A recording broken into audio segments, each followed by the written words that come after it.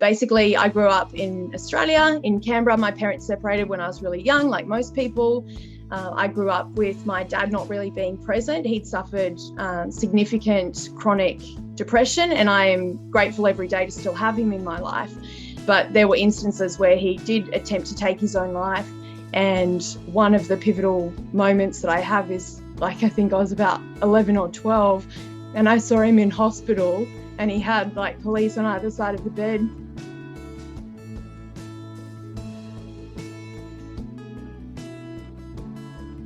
Growing on, going through life, obviously we make our choices. Some are better than others, but hopefully we learn from them and don't make the same mistake twice. I'd had some difficult situations with relationships, ended up in a domestic violence, narcissistic, abusive relationship where I was gaslit consistently, and I just knew it wasn't a good place for me and my children to be in. So I chose to remove myself from that situation.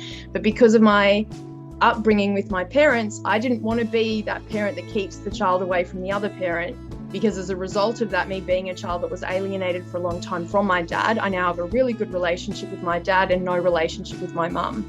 So anyone who's going through family court that feels like you've been completely wiped out of your child's life, have faith. Children are pretty smart, and eventually, I was about 15 by the time I worked it out, they find out what's going on. So you're better off just being a decent human being.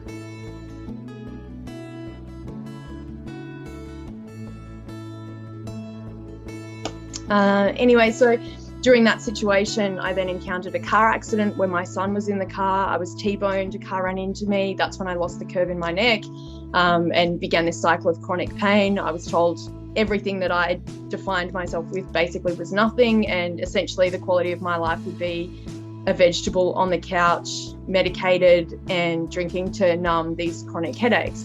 And I refused to accept that. So I chose to specialize in rehabilitation as a fitness professional because no one else would help me. And then I was in a position to share that with other people. So after that, I did the Kokoda Trail, I did the Kilimanjaro trek, and then I took on Mount Aconcagua.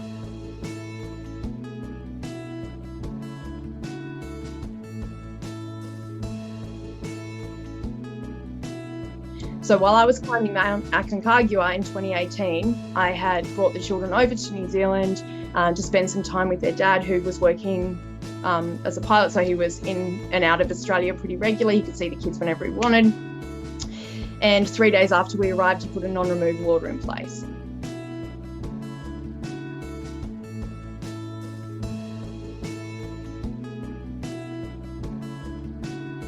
And I couldn't believe it, because I just thought, well, obviously that's ridiculous. Like, of course we're going to go home. And that's not how it panned out. So I literally went from the highest of highs, summiting the highest mountain that I ever had. And that was tough. Out of my group, I was the only person to successfully get to the summit, to literally having my whole world just shattered into a billion pieces. And it probably took about 1.5 years for me to come to terms with the shock.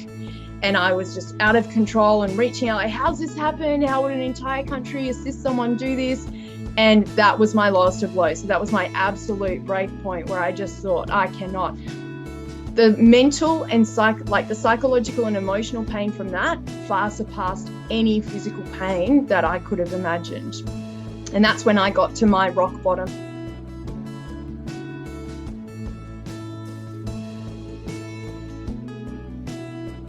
Like in 2019, I'd been speaking to counsellors. I'd had my SSRIs for my receptor inhibitors to try and help. And I laughed when I read the packet and it said a side effect of taking these antidepressants is increased risk of suicide. And I laughed and I told the doctor, I can't imagine life being any harder for myself right now than it is. So the fact that you're giving me something that you know is going to make things harder seems completely ludicrous to me. Yeah. You know, like, I'm just living like a zombie, crying every day. I couldn't even look at photos of my children. I couldn't go past a park without seeing children. Like, it still is a trigger, but I'm okay, because I understand that from that, I am so much stronger now than I was then.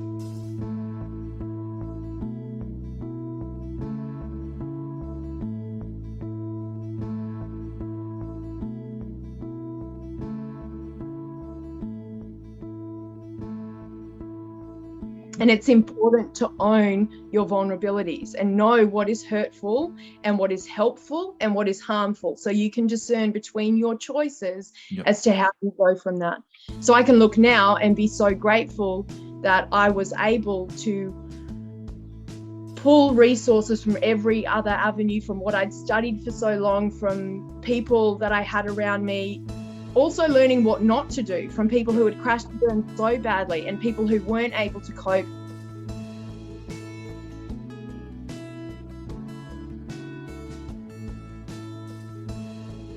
And I would tell myself and other people, I don't have the luxury of grieving yet because my children are not safe.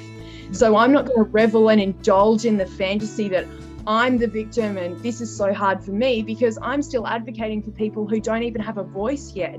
So I'm not even at a stage of post-traumatic stress. I'll get to that once you finish the stress. Like you're still right in it, but you've got this coping mechanism system sitting in the middle so that you can drive that through the middle of that storm. 100%. So then through that, reaching out, advocating about my story, I had been speaking to a psychologist. So I had someone basically checking in with me to make sure at any point that I needed a piece of paper to vouch for my sanity to avoid being sectioned and just medicated, that they could say, actually, she's doing pretty well, all things considered, like understandably distressed, understandably upset and worried for the children, but still not presenting diagnosable illness. I had to get off the medication so I would not be discredited and go through that cycle of trauma that's so easy in the family court.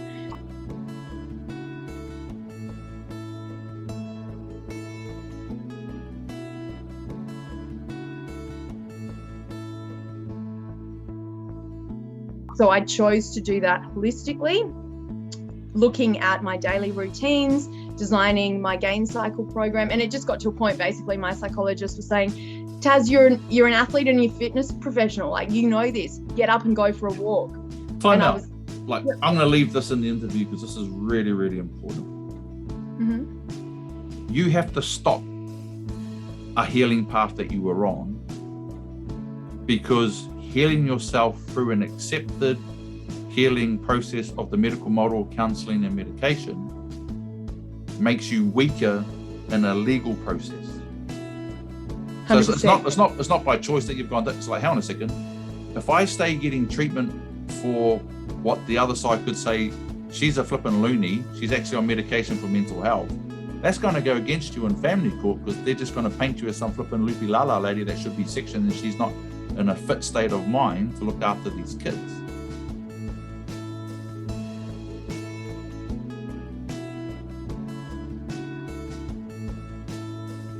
So I just want to make that point for so many people that are in the family court system. It's not for everyone, but this is the reality of what can happen. And so this is another area that Taz is championing. I'm an ex-cop. I know how the system works, generally pretty good. But where is the recourse when you've got something else happening? You know, you're dealing with a lot of injustices, which is a separate issue to this. Mm-hmm. However, now we're talking about having absolutely expected emotional, physical, psychological, spiritual reactions to being separated from your kids as a mother, as well as the car accident, as well as pain stuff. And look, don't talk to me about pain like Dion Jensen with Crips, and Crips is just the suicide thing with pain, right? You've got all of that, but you can't address that to the level that you should do because of it being such a risk in the legal system. And psychological abuse that will come as a result of that.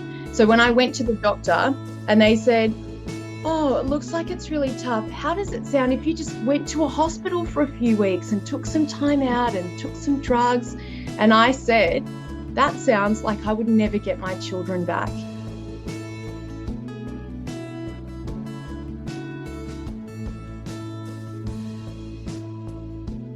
It literally is everyone out for themselves in this coliseum where the courts are deciding whatever it is they choose to decide. The fact of the matter is, in order to play the game, you need to be as strong and stable as you can be.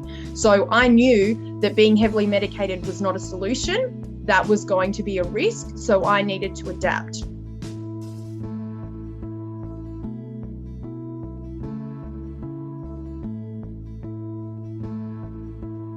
And when my psychologist told me you need to go for a walk, and I said, Pete, I'll be honest with you, I'm going to be lucky if I have a shower in the next 3 days.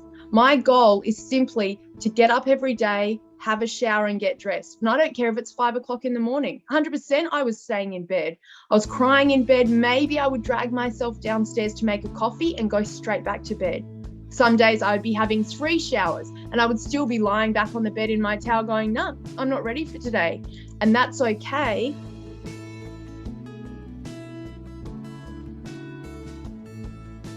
I was lying there one day. I was like, this isn't my life.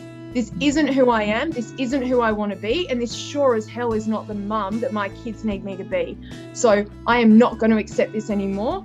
I'm going to go to a doctor. I'm going to get my blood pressure. I'm going to give my blood samples because I want to know what's happening with the cortisol in my body. I'm shaking constantly. I can't sleep. I'm having nightmares about all of these horrible things happening to the kids. This is killing me. Like, this situation is unlivable and unsustainable, and I'm not going to do this anymore.